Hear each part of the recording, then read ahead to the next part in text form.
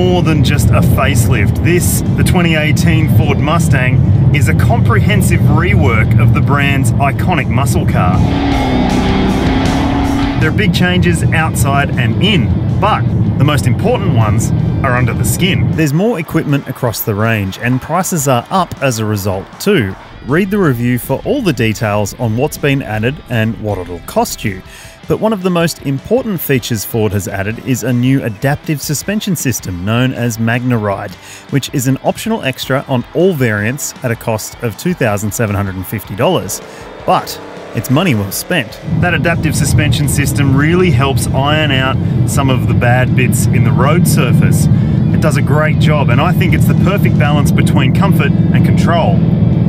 Like the previous model, the steering has different modes that affect the weighting and response at the helm, and there are new drive modes too. Most of the time I've been in Sport Plus mode, and it's a really great mode to be in. Again, a good compromise between having a bit of fun and not pushing it too far. Other modes you can choose from include normal, track, drag race, snow and wet, and my mode, the latter of which is a customizable setting. US Mustangs also get a burnout mode. Our cars won't. But what they will get is a variable sports exhaust as standard across the entire range, which is definitely a worthy addition, particularly in the V8. I've driven the manual and the automatic V8 model, and I've got to say the automatic feels considerably more rapid. Where the manual feels a bit more of a lazy old muscle car, this thing sounds and drives with just a little bit more aggression. And the noise sounds the best in the V8 with the new 10-speed automatic. With so many gears to play with, you're never short of grunt. And it sounds fantastic.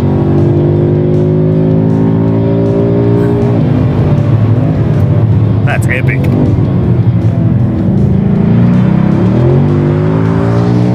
God, that makes you smile. The 10-speed automatic does have pretty good logic.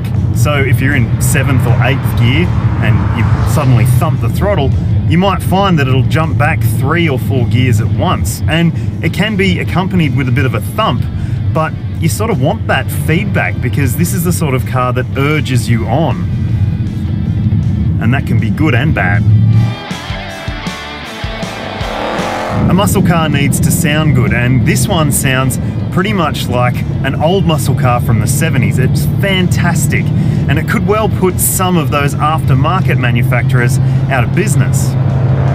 There is a quiet start mode for the exhaust as well, so if you don't want to wake the neighbours, you just got to remember to put it in that mode. But it doesn't just sound good, it drives pretty good too. The steering's just like the old Mustang was. It's pretty good, and there are multiple ways that you can adapt the amount of heaviness to the steering feel. I find that the normal mode is about right for me. Comfort does make things a little bit lighter, so it's easier to park, and the sport mode may be a little bit heavy for some people's tastes. One minor complaint I've got about the V8 is that the brake pedal feel is a little bit wooden. The response is pretty good, but it just doesn't feel like it travels enough under your foot. It feels like you just touch the brake and you find the end of the travel. Pretty minor complaint, really.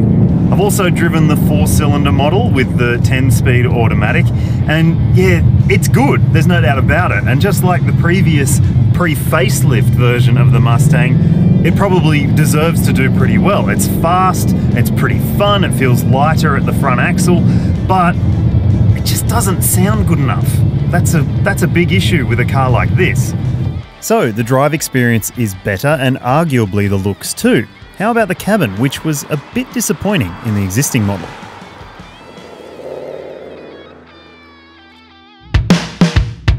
The interior of the Mustang has been improved to a certain degree. It isn't as upmarket as maybe you might hope for, but there are some nice touches throughout the cabin, including new trims across the dashboard and new trims on the doors as well. It feels a bit more posh than before, but the big talking point is this big 12-inch screen in front of the driver. It's fully configurable, and there's a bunch of different displays that you can put up there depending on what you want. It's terrific, and it makes keeping an eye on your speed very easy, which is exactly what you need in some states of Australia.